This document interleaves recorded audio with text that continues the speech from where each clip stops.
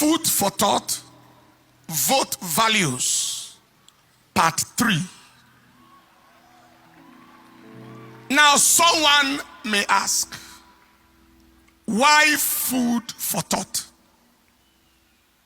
The reality is, we are gradually getting overwhelmed with the plague of thoughtlessness in our nation, in our generation. One of our close staff observed the other day that things we should think about in this nation are quickly turned into jokes, jesting. No action is taken, and the subject matter gets quickly forgotten and permanently swept aside.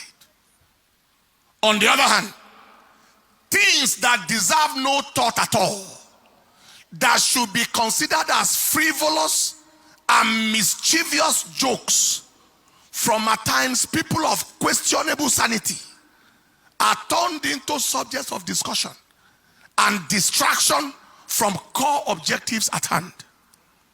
Serious things are treated as jokes, and jokes are treated as serious things. It is the plague of thoughtlessness and disfocus that has bedeviled our land for a long time.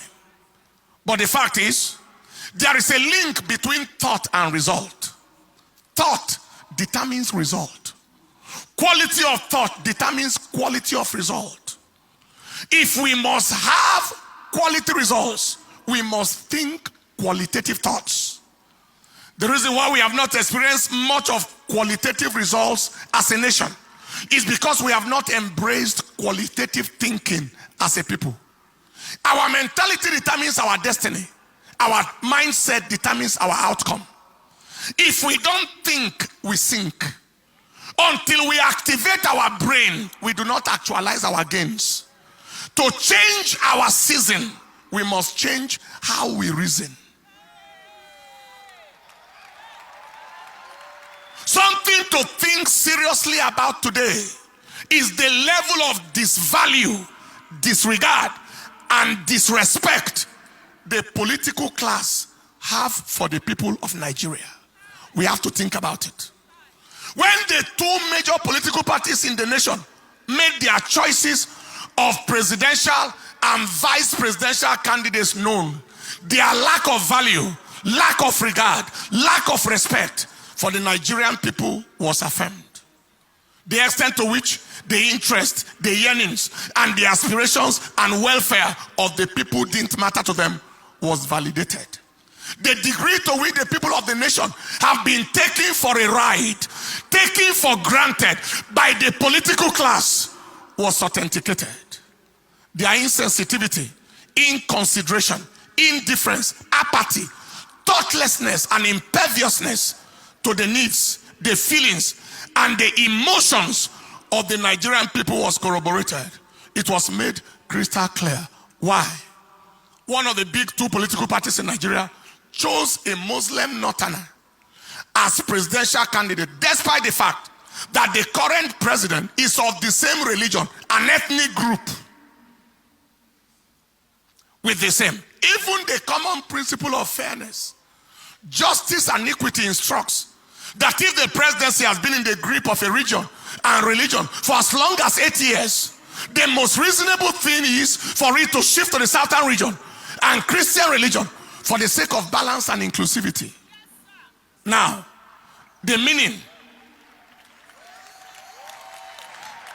of coming under another presidency from the same region, the same religion, the same ethnicity as the current one is, after 8 years of rampaging and ravaging banditry, kidnapping, and herdsmen devastation of indigenous communities under the watch of the current leader, then we step into another 4 or 8 years of continuing destruction and devastation from wherever it stops in the current administration, God forbid. And our observation shows that these leaders have no word of condemnation or correction whatsoever for the dastardly acts of their people. Another 4 years or 8 years under a leader of the same kind as the current one will only embolden the killers to further their nefarious activities, saturating the land with blood. God forbid. The other of the two big political parties chose a Muslim presidential candidate and a Muslim vice presidential candidate. Can you see how much they have taken us for granted? In a multi-ethnic, multilingual, multicultural, multi-religious state as Nigeria. The fact is there are 36 states in Nigeria with 36 governors, 36 deputy governors. Out of 36 governors, 19 are Christians. That is 53%, more than half. Out of 36 deputy governors, 21 are Christians. That is 58%. Beyond that, of the 6 geopolitical regions in Nigeria, there is an extremely massive Christian population in the south-south, southeast, southwest, north-central. That is already 4/6. Even in the northeast, in Taraba, Adamawa, Gombe, etc., Christians are found in their numbers. Even in the northwest, in southern Kaduna, in Kebbi, etc. These facts do not in any way speak of Christianity as a minority religion in this nation. Not at all. In fact, Christianity is far, very far from being a minority religion in Nigeria. People will actually be shocked when a true and realistic census is done in this nation. Yet, Christianity is despised to the point where not one person could be found to be the running mate to a Muslim presidential candidate, despite such a very massive Christian population in Nigeria. Yet, Christianity has been the victim of relentless attacks on churches and communities. We have witnessed, especially in this administration, highly lopsided, nepotistic, ethnocentric, religiocentric appointments in all realms. The armed forces, the judiciary, the executive, the legislature, the civil service, all lopsided appointments despite overwhelming Christian population in Nigeria.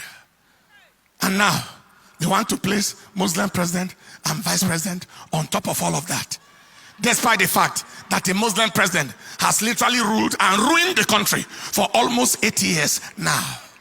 And people are expected to watch on in cowardice and timidity. That will not happen.